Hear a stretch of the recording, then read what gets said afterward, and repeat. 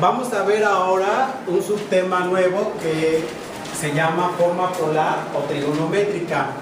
Hasta ahorita nosotros hemos visto, muchachos,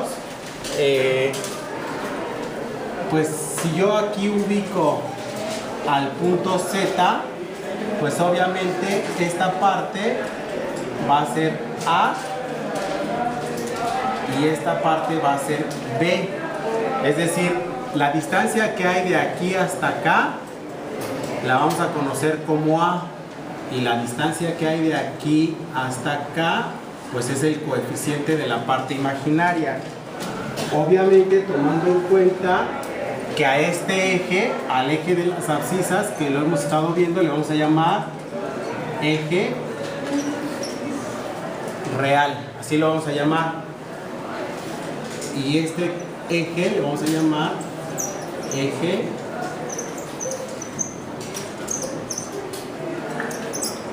imaginario. ¿Se entiende para todo el mundo? Sí. Ok. Y a esto que estamos escribiendo lo vamos a llamar plano. O sea, esto que está aquí va a ser el plano de Argand. ¿Alguna duda hasta aquí, muchachos? Entonces, quiere decir que las coordenadas de Z las podemos representar como Z de A, B, que van a ser nuestras coordenadas cartesianas, porque están en un plano cartesiano, pero como estamos manejando números complejos no le vamos a llamar plano cartesiano, sino plano de Argand. Al eje horizontal le vamos a llamar eje real, al eje vertical le vamos a llamar eje imaginario. En el eje horizontal vamos a representar a la cantidad A, y al eje vertical vamos a representar el coeficiente de la cantidad imaginaria, al coeficiente del número imaginario. ¿Se entiende? Acuérdate que nosotros tenemos Z igual a A más BI. Pues este número lo podemos representar aquí en el plano de Argand. ¿Se entiende? Ya habíamos quedado parte imaginaria, parte real, perdón, y parte imaginaria. Este es el coeficiente del número imaginario. ¿Se entiende? Entonces, esta parte, que puede ser positiva o negativa, la representamos sobre el eje real, sobre el eje X. ¿Se entiende? Y el coeficiente lo vamos a representar aquí. ¿Sí se entiende para todo el mundo? Ok, entonces aquí yo no debería de... Bueno, aquí algunos autores le llaman R de eje real y aquí le llaman I de imaginario. Pero yo lo quiero dejar como X y Y. ¿Se entiende para todo el mundo? Sí. ¿Alguna duda hasta aquí, muchachos? Ahora bien, nosotros podemos... a ver si se alcanza a ver este color. A ver, ¿se alcanza a ver este color, muchachos? Podemos tomar la distancia que hay del punto Z aquí. ¿Se ve bien el color? ¿No se ve? Se ve más o menos. Bueno, lo hacemos con... Ok, lo vamos a hacer con verde. ¿Sale? A ver. ¿Ya se ve mejor? Ok. Esta distancia la vamos a llamar R. Esta distancia es R, es una magnitud. Y al ángulo formado lo vamos a llamar θ. Entonces, si nosotros utilizamos la función trigonométrica seno, si decimos seno de θ, en general sabemos que es cateto opuesto sobre hipotenusa, cateto opuesto del ángulo que estamos trabajando, ¿no? ¿Cuál sería aquí el cateto opuesto, Derek? El que está de este lado. El vertical. ¿Y cuánto vale? Vale B. Exacto. ¿Tú qué dices, Joa? Sí, está bien. ¿Sí está bien? ¿Y cuánto vale la hipotenusa?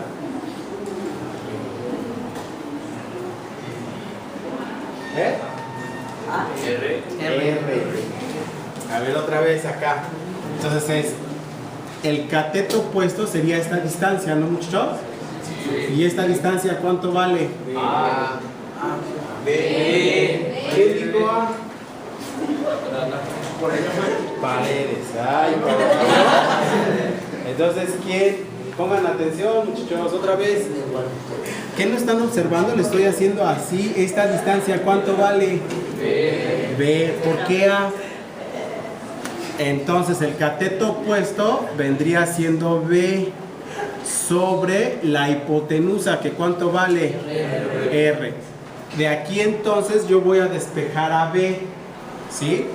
Si yo despejo a B, me quedaría B es igual a ¿qué? A R veces seno de teta. ¿Se entiende para todo el mundo?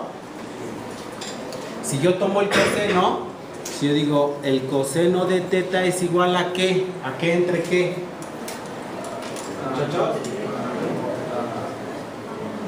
A entre A.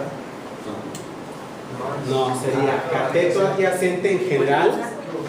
Sería cateto adyacente sobre hipotenusa. El cateto adyacente es el lado que está sobre el ángulo. Ajá. Entonces, cateto adyacente sería A sobre hipotenusa, que sería R. Si de aquí yo despejo a A, sería A es igual a R veces el coseno de teta. Entonces, a ver, le voy a empezar a llamar ecuaciones. Aquí le voy a llamar ecuación 1. Aquí le voy a llamar ecuación 2. Y aquí le voy a llamar ecuación 3. ¿Alguna duda hasta ahí, muchachos? ¿Dudas que tengan? ¿No? ¿Seguros? Ok. Luego entonces lo que yo voy a hacer, voy a sustituir las ecuaciones 2 y 3 en la ecuación 1. Eso es lo que yo voy a hacer. Entonces voy a decir, sustituyendo ecuaciones, bueno, a ver, ecuaciones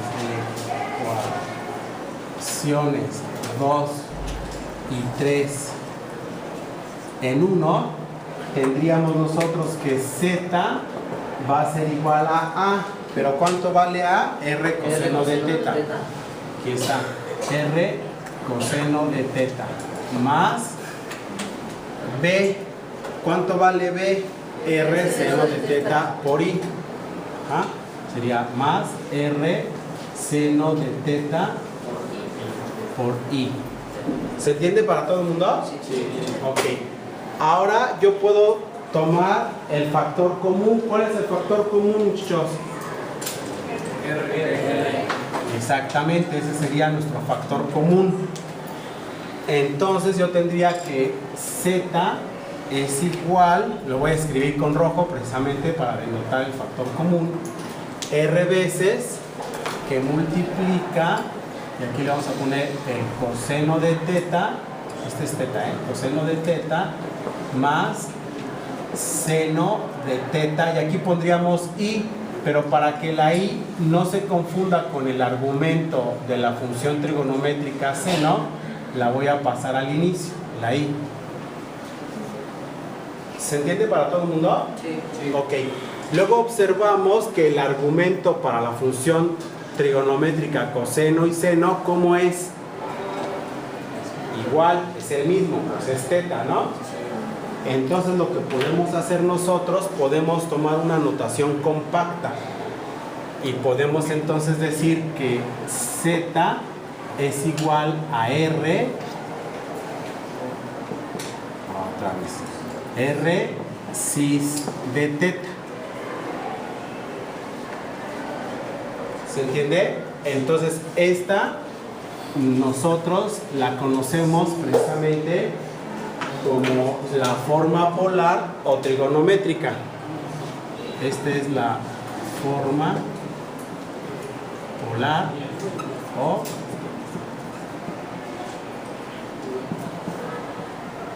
o trigonométrica. ¿Se entiende para todo el mundo, muchachos?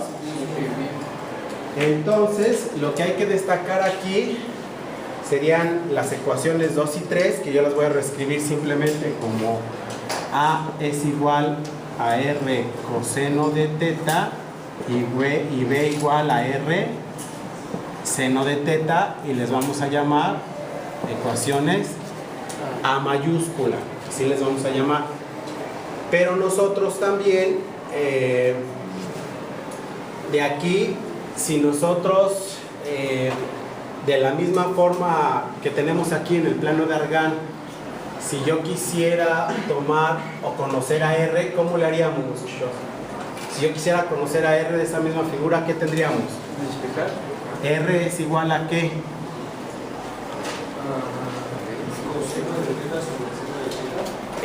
Podríamos, lo que podríamos hacer nosotros es tomar Pitágoras, porque aquí se forma un ángulo de 90 grados, ¿no? En esta partecita. Entonces R va a ser igual a A cuadrada más B cuadrada, A cuadrada más B cuadrada, raíz cuadrada. ¿Se entiende? Y para conocer a teta, ¿cómo sería? Teta va a ser igual a ¿qué? Bueno, a ver, si yo tomo la tangente, lo hago por acá primero. A ver, si yo tomo la tangente de teta es igual a ¿qué, muchachos? En general, para cualquier triángulo rectángulo.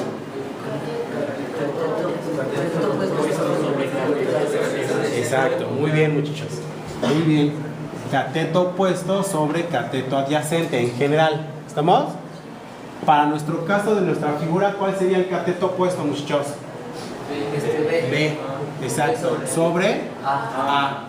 Exacto. Muy bien. Entonces el cateto opuesto sería B y el cateto adyacente sería A. Muy bien. Si yo quiero despejar a teta, entonces me quedaría que teta es igual a el ángulo cuya tangente es B sobre A. Hay algunos autores que en vez de ponerlo como ángulo, lo manejan como arcotangente de B sobre A. Y si te fijas en tu calculadora, vas a encontrar una notación a lo mejor de teta a la menos 1. Por ejemplo, ¿qué significa esto? El fabricante de tus calculadoras te indica que como no puede escribir arcotangente, por ejemplo, de B sobre A o de X sobre Y, como sea el fabricante de la calculadora, como no va a escribir todo esto, te lo pone con esta notación, ¿sale? Pero esa es una notación en particular del fabricante. Tú no debes de confundir esta notación como en este caso, como un argumento a la menos 1. No, sino que esto quiere significar estas dos notaciones. Lo que pasa es que el fabricante, te repito, en un espacio muy pequeño no puede escribir todo esto. ¿Se entiende? Entonces son dos cosas diferentes: el despeje del argumento de una función trigonométrica, que sería así, ángulo cuya tangente es B sobre A, o arcotangente es B sobre A, o teta a la menos 1, que es otra cosa. Eso sería una función inversa, sería el recíproco, pues, o función inversa. En este caso sería el recíproco para nosotros, el recíproco a la menos 1. ¿Se entiende? O sea, aquí yo tendría que poner 1 sobre teta, y pues no, nada que ver. ¿Se entiende para todo el mundo? Sí. Entonces aquí teta sería para nosotros, a mí me gusta poner siempre ángulo cuya tangente es B sobre A, y le vamos a llamar ecuaciones B. Entonces aquí yo tengo las dos formas de transformación para pasar de un número que está en su forma binómica, que sería este, para pasar a una forma polar o trigonométrica. ¿Se entiende para todo el mundo? Entonces, con estas dos podemos pasar de un número que está en forma polar a binómica, y al revés, está en forma binómica a forma polar. Y por último, ¿dudas hasta aquí, muchachos? No. ¿Dudas? ¿No? ¿Seguro? Ok, por último podríamos poner entonces una definición 6. Vamos en la definición 6, ¿no, muchachos? O sea, la definición 6 sería nada más abarcar o poner formalmente lo que acabamos de escribir acá, muchachos. O sea, decimos que Z va a ser igual a Y ponemos, no voy a copiarlo de arriba. O sea, R coseno de teta más R seno de teta. Y lo podemos reescribir como R cis de teta. ¿Ah? Por lo que acabamos de explicar, y esto sería nuestra definición 6.